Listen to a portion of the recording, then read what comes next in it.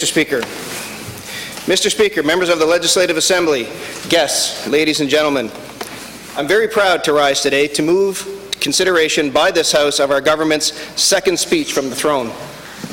On this auspicious occasion, Mr. Speaker, I want to say thank you on behalf of our government to the entire staff of the legislature. Their excellent work is invaluable to our efforts here. Mr. Speaker, we are especially grateful to you for your efforts in expediting the business of the House each day. Yours can be a challenging task. Today, Mr. Speaker, I want to thank my wife, Mary, our children, Alicia, Connor, and Olivia, for their love, support, and encouragement. Likewise, Mr. Speaker, I want to recognize and thank the people of St. John East. I am honored and grateful for the trust and confidence they have shown in me, and I will continue to work hard to provide a strong voice for the people of my riding. And what a riding we have. St. John East is home to NBCC St. John, the St. John Airport, two key pieces of education and transportation infrastructure for our province. We are home to the largest refinery in all of Canada and the greatest refinery workers. I often say that our riding is unique for the sense of country in the city, even though every bit of my riding is within the city limits of the city of St. John. We have the Little River Reservoir with its beautiful natural surroundings, its walking trails. We have numerous lakes where people live, go kayaking, swim, and do other recreational activities. It is said that water is life. St. John East also houses part of St. John's water supply and its associated new water treatment plant. We have large industry, large, medium, small businesses, a high school, multiple middle schools, multiple elementary schools, recreation opportunities, shopping, entertainment. You really can do it all in St. John East. In St. John East, just like all around our great province, we have caring, compassionate, and generous folks who show these qualities all year long. I'd like to put a plug for one of our big St. John charitable events coming up on Saturday, November the 23rd.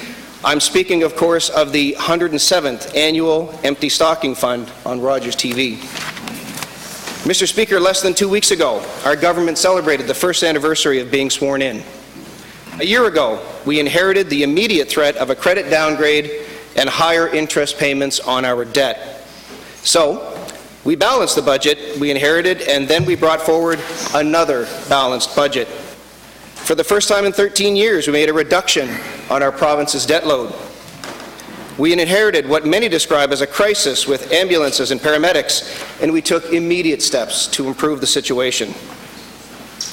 In the November 9th edition of L'Acadie Nouvelle, summing up our first year, it said, "Blaine Higgs and his government think big." Over the last year, the Progressive Conservatives have not been afraid to tackle everything they have identified as, in their opinion, serious problems that previous governments have not had the courage to face.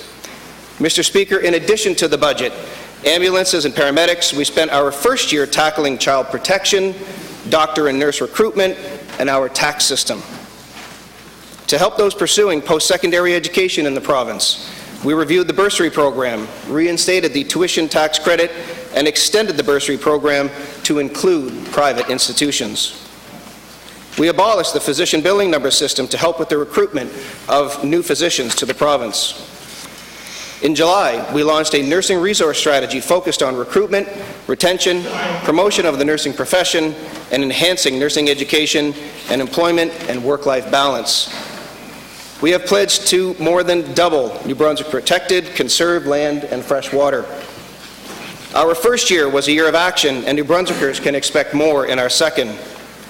We have a plan to build on the progress that has been made and to keep our forward momentum going. We are focused on 6 priorities: dependable public health care, world-class education, energized private sector, vibrant and sustainable communities, affordable and responsive government, and high-performing organization. In this session, concrete action will be taken in each of these priority areas. We have measurable goals, and results will be public and transparent. I would like to focus for a moment on our priority of vibrant and sustainable communities. If we want vibrant and sustainable communities in New Brunswick, we must work together to create them. Local government representatives have brought forward many challenges, including the ability to raise additional revenue, the cost of delivering services, and the disparity in the collection of taxes to pay for services in incorporated versus unincorporated areas. We will work closely with local governments to address these concerns and others.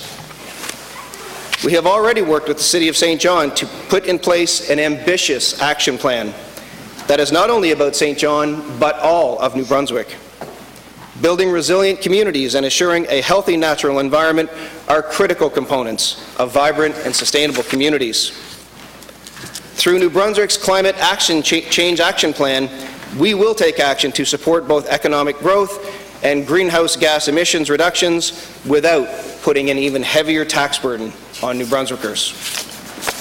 In June, we released our plan to reduce industrial greenhouse gas emissions. This will cover roughly half of all greenhouse gas emissions in the province and calls for large emitters to reduce their emissions intensity by 10% by 2030. We will introduce amendments to the Climate Change Act to allow for the regulation of greenhouse gas emissions from New Brunswick's large emitters. We are working to establish a New Brunswick carbon pricing system and will introduce legislation seeking to achieve fairness for New Brunswickers in relation to our neighbours in the Atlantic provinces. The results of our efforts will make a meaningful and positive difference in the lives of New Brunswickers in all regions of our province. New Brunswick's people are the reason we're all here in this House. Their well-being today and tomorrow is our top priority. I am proud to move consideration of the throne speech.